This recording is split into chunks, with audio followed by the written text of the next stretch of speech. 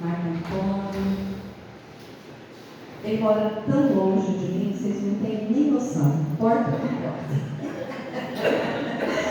Tão longe que ele mora. Por favor. Gratidão pela presença. Querida Ana Paula também, nossa princesa, de estarem aqui. É uma alegria muito grande de vocês, a família está aqui conosco, né?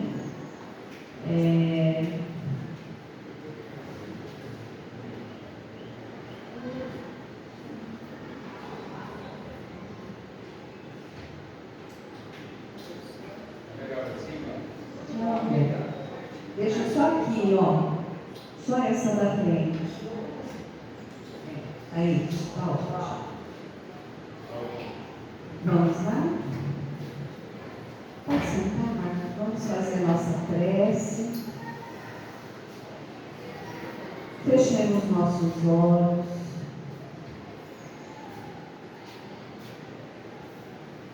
Silenciando a nossa mente.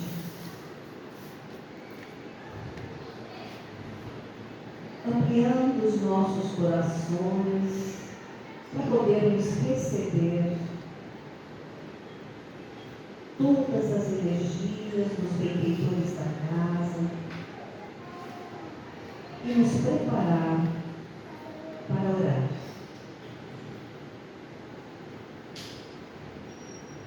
Mestre Jesus, amigo incondicional de todas as horas, estamos aqui, Senhor, mais uma noite festiva para receber as palavras do seu Evangelho de luz, norteando as nossas vidas para o caminho, Senhor, onde o seu amor reside. Tu vieste a esse planeta para nos deixar o Evangelho de perdão e amor. Todos nós que aqui estamos hoje, Senhor, necessitamos de Ti, porque estamos todos num mundo de provas e expiação, onde os conflitos existenciais, onde as dores físicas e morais são imensas. Portanto, chegamos à conclusão, mestre amigo, todos nós estamos doentes, mas a nossa maior doença é estarmos longe de Ti. Porque quando Te buscamos através da nossa fé e do desejo de Te encontrar, aí está presente. E neste momento, sentimos nesta paz que envolve nossa mente, o nosso coração, nosso corpo, a Sua presença divina entre nós, nos dizendo: filhos amados, amai a Deus sobre todas as coisas e ao próximo como a ti mesmo. Ame o seu próximo como eu vos amo. E assim, Senhor, nesta casa de bênção e luz, onde os nossos benfeitores nos amam a tal ponto, Senhor, de estarem aqui presentes, iluminando este ambiente para que possamos receber a luz que o nosso amigo Marco veio nos trazer através das suas palavras. Gratidão, gratidão por tudo, Senhor. Fique conosco agora e para todo sempre. Que assim seja.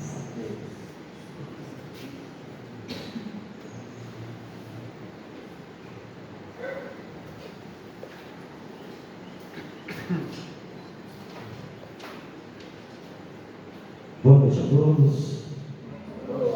Vamos aproveitar esse momento nessa casa abençoada, Centro Espírita, Fé, Amor e Caridade. Vamos fazer aqui, durante alguns minutos, uma reflexão. E o tema que eu trago hoje para a nossa reflexão é: só temos uma vida.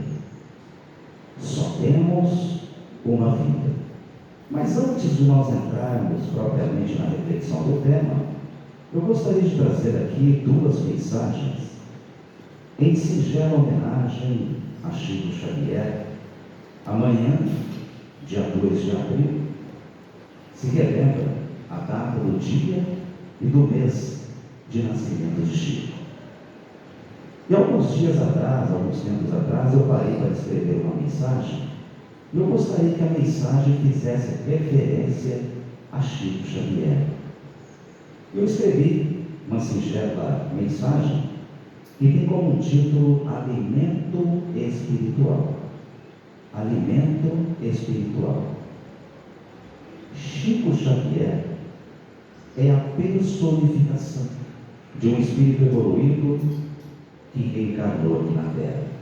Em juízo missionário, renunciou-se a si mesmo ao trabalho para esclarecer leis da natureza e ressaltar o amor de Cristo. Deixou obras a serem estudadas, exemplos a serem seguidos. E o propósito de tudo isso é para compreendermos o universo de Deus como alimento espiritual para a nossa evolução. E Maria Dolores tem uma mensagem, um poema de psicografia de Chico Xavier, e esse poema tem como título Ao Semeador do Bem. Ou seja, é um poema escrito para o próprio Chico, que é um exemplo de semeador do bem. E diz Maria Dolores: montando a grava impetrada e aquecida, erguer-se de sol a sol na tarefa cativa, servindo por amor, ignorando a quem, doar tempo, esperança, força e vida, embora suportando a alma ferida, na lavoura do bem, impedindo o trabalho retrográdio, ouvir de longe vento e tempestade de ciclones irados a cair, proteger as sementes novas contra o furor de semelhantes provas, a fim de que produzam no porvir. Sofre insônia, anseio de alma chata, ante os caminhos acendem que a ideia se esmaga na defesa da frágil plantação. Ouvir e desculpar, sofrendo a custo, o sarcasmo cruel de um menosprezo injusto de quem não crê na própria elevação. No entanto, o semeador prossegue enquanto é dito, e todo o trabalho canções da alegria, no ritmo da fé, e o apoia e o conduz. E após anoitecer, nas orações que levam, contemplarem, surgidos nas trevas, o sereno esplendor da seara de luz. Meus amigos, então, só temos uma vida. E a partir de quando que nós temos uma vida? A partir do momento em que fomos criados. E criados por quem? Por Deus, o Eterno. Deus é eterno. Não tem começo e não tem fim. Nós somos imortais, porque temos um começo, mas não temos um fim. Se perguntássemos para uma mãe e dessemos a ela duas opções: primeira opção, você vai gerar um filho, e esse filho vai ter uma vida e apenas uma existência. Ele vai viver no máximo 100 anos e depois ele morre e deixará de existir. Segunda opção, você vai gerar um filho que, diante da imortalidade, ele terá uma vida, várias existências, só que esse filho ele vai passar por sofrimentos, aflições, mas essa vivência de sofrimentos e aflições é justamente para que ele possa, de acordo com seus esforços e merecimento, conquistar a felicidade plena. E ele só vai conquistar essa felicidade plena através da sua evolução moral. Então, amigos, nós temos uma vida e várias existências. Ora no plano material, ora no plano espiritual. Aliás, no plano espiritual é onde a nossa verdadeira e principal morada. Então, nós temos essas várias existências. Então, veja, nós temos as existências do plano material, é onde nós estamos, e as existências no plano espiritual. E com essas existências, nós temos então os encontros e desencontros. Nós estamos aqui no plano material. Daqui a pouco um de nós retornará ao plano espiritual. E daqui a pouco os que ficaram também retornarão e lá nos encontramos. Mas daqui a pouco lá no plano material, onde nós temos que retornar ao plano material para dar sequência na nossa evolução espiritual. De repente os que lá ficaram também retornaram depois, e aí nós nos encontramos. Então essas existências há encontros e desencontros. E com esses encontros e desencontros gera a saudade. E o que é a saudade? Poeticamente falando, talvez poderíamos dizer: saudade é uma estrada longa que nasce dentro de mim, dói tanto, até parece que não tem fim.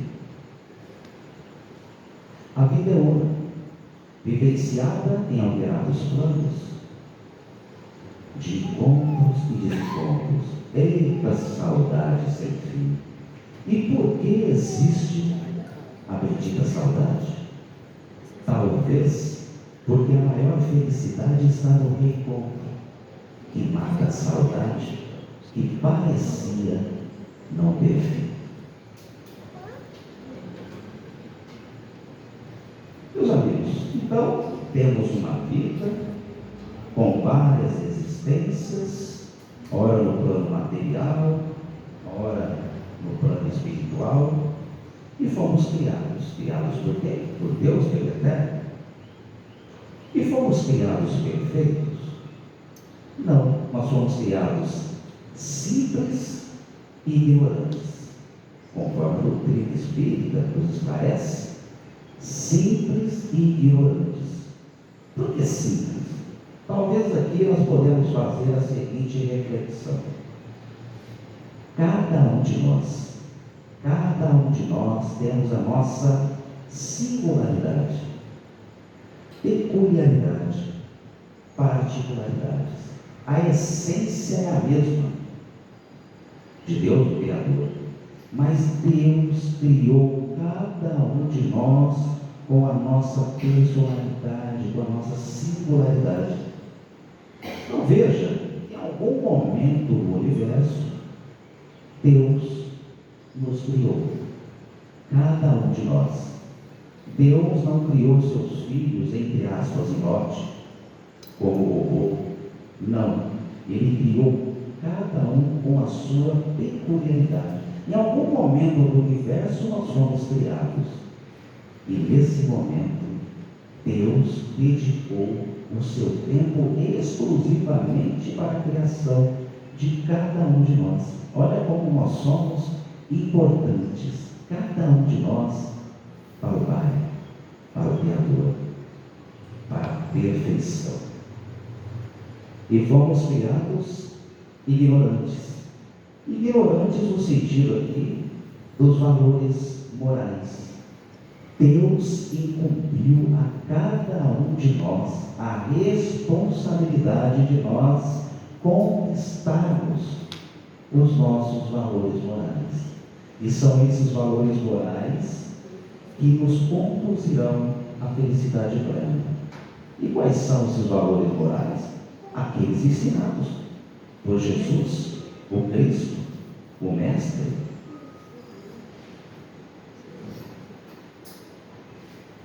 E onde se dá essa evolução? Jesus nos esclareceu: há muitas moradas na casa do meu Pai. Essa evolução, então, ela se dá tanto no plano material e no plano espiritual. A evolução se dá aqui na Terra, no universo, ou em qualquer outro lugar do universo, sempre avançando em direção a Deus, que por sua natureza é como um imã, que nos atrai e que nos conduz. Em escala evolutiva, transforma o imbecil a sábio, criminoso a santo, anjo a arcanjo, semelhante a Cristo. E qual o tempo para isso? Aí depende de cada um de nós.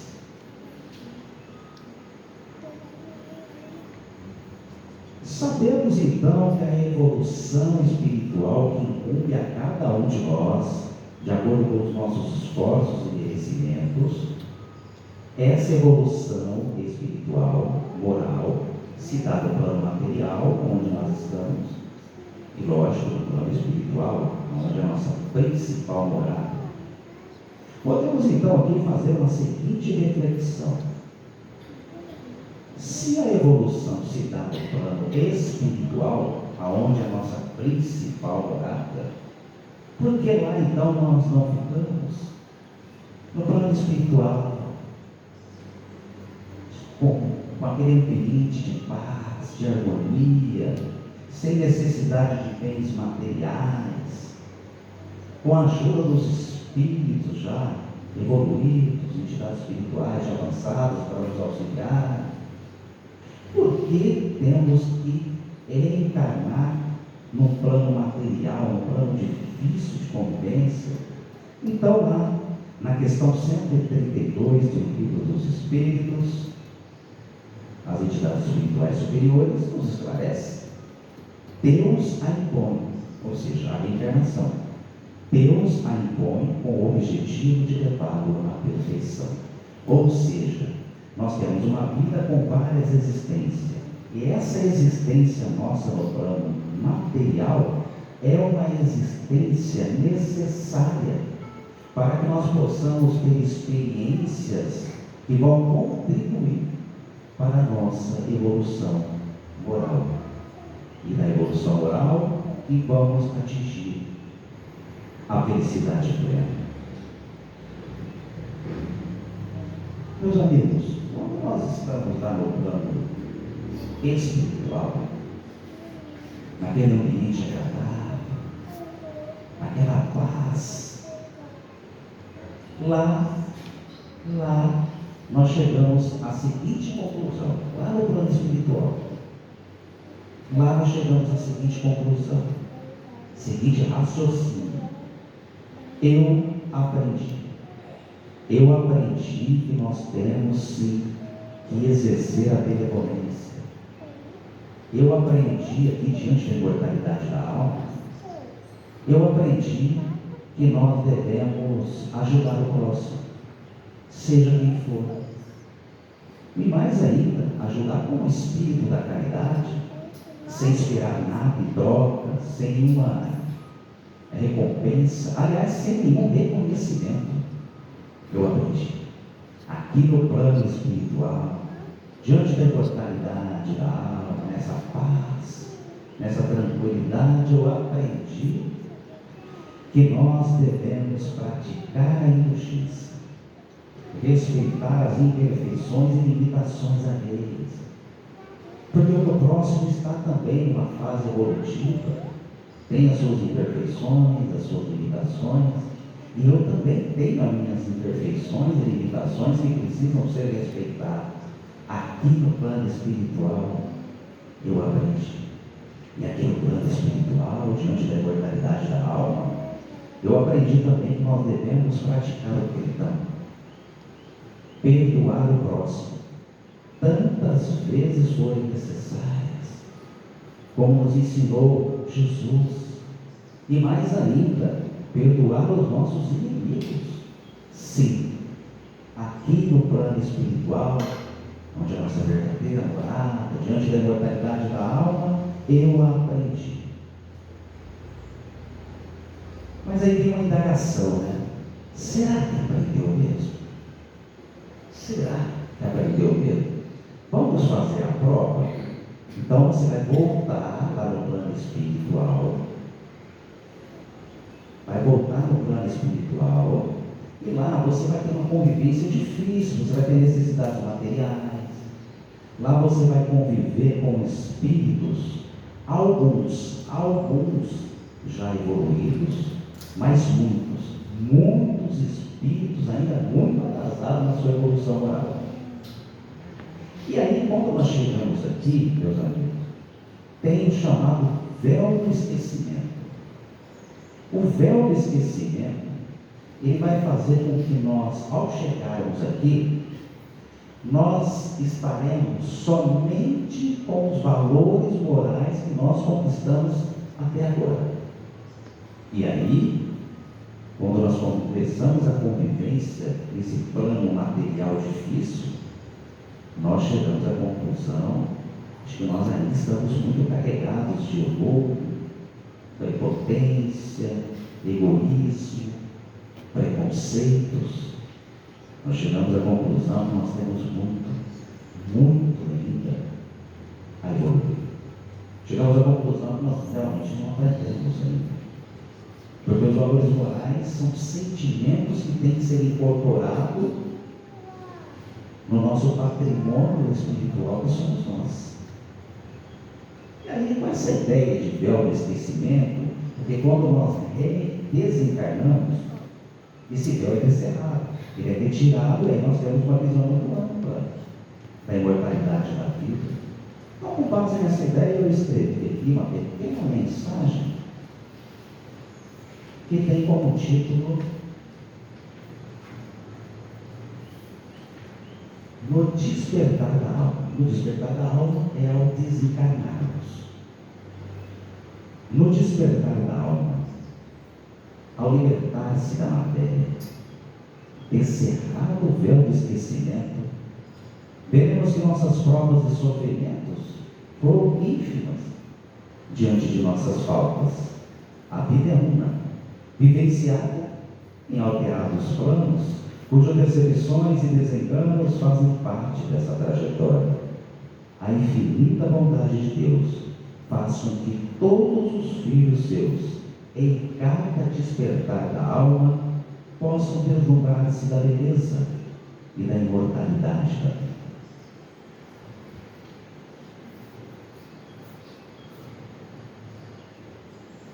Meus amigos, qual é o sentido da vida? Qual é o verdadeiro sentido da vida para a nossa reflexão? Talvez o sentido da vida seja a capacidade de deslumbrar-se da beleza da vida, vivenciar a vida em sua plenitude, em sua plena felicidade. E nós alcançaremos, todos nós alcançaremos essa plena felicidade. E quanto tempo leva essa evolução? Será que é no tempo de Deus? Será que é no tempo de Deus? Vamos fazer a seguinte reflexão. Deus é eterno. Não tem começo e nem tem fim. O que é o tempo diante da eternidade? Simplesmente não existe. É como se perguntássemos: quanto tempo leva para chegar ao infinito? Realmente o tempo não existe, mas espere, o tempo de Deus existe sim. É o agora, nesse momento vivo, cujo meu destino, com a graça de Deus, depende também de mim.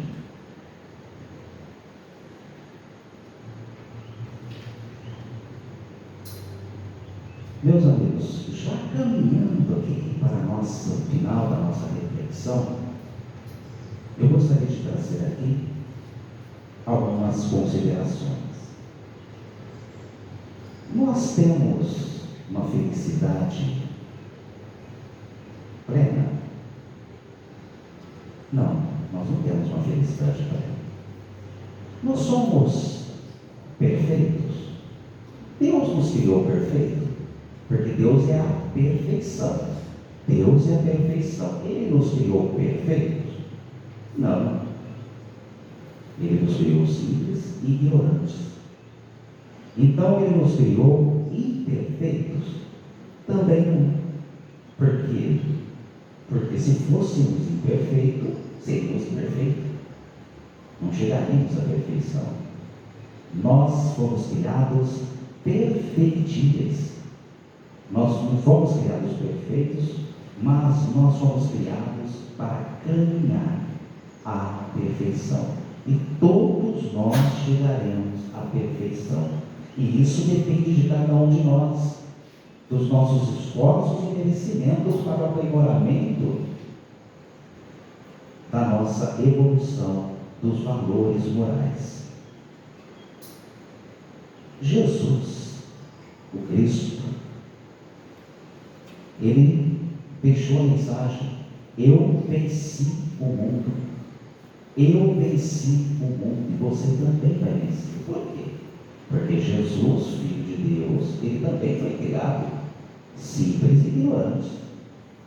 O que Ele está dizendo é que Ele já passou por todos os sofrimentos. Tudo que nós passamos e estamos passando, Jesus já passou. Por isso que Ele diz: eu venci. Eu venci o mundo e você, meu irmão, também vai vencer. Por isso que Ele diz: eu sou a luz, eu sou o caminho. Não Ele próprio, mas os valores morais ensinados por Ele, que nós temos que conquistar e incorporar esses valores morais no nosso patrimônio espiritual que somos nós. E só fazendo aqui um parênteses, o planeta Terra ele tem cerca de 4,5 bilhões de anos. Isso é científico, a ciência. Eles conseguem constatar, os cientistas. Mais de 4 bilhões de anos. Então veja, há 4 bilhões de anos, Jesus já é elevado a Cristo, que é uma elevação espiritual, um espírito muito evoluído, muito elevado. E há 4 bilhões de anos, Ele é o nosso governador planetário. Há 4 bilhões de anos, Ele já era um espírito extremamente evoluído. E nós estamos aqui, há 4 bilhões de anos, ainda gatinhando, aprendendo com os valores morais que Ele nos ensinou. E são esses valores morais que nos conduzirão à perfeição e, por conseguinte, à felicidade plena. Então, nós não temos ainda uma felicidade plena, mas nós temos, amigos, uma felicidade relativa. Nós já vivenciamos uma felicidade relativa. Nós temos momentos de tristeza, sim, mas também temos muitos momentos de alegria. Nós temos momentos de sofrimento, sem dúvida todos nós, mas também temos muitos momentos de felicidade. E aqui, para encerrar, eu gostaria de trazer alguns trechos de uma música do poeta, cantor, saudoso Gonzaguinha. E essa letra retrata um pouco sobre essa questão da felicidade relativa que nós vivemos. E diz o autor: eu fico com a pureza da resposta das delícias. É a vida, é bonita, viver e não ter a vergonha de ser feliz.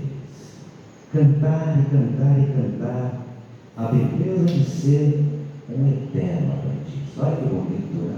a beleza de ser um eterno aprendiz. E ele conclui: ah, meu Deus, eu sei, que a vida devia ser bem melhor, e será. Mas isso não impede que eu repita: é bonita e é bonita. Muita paz para todos nós.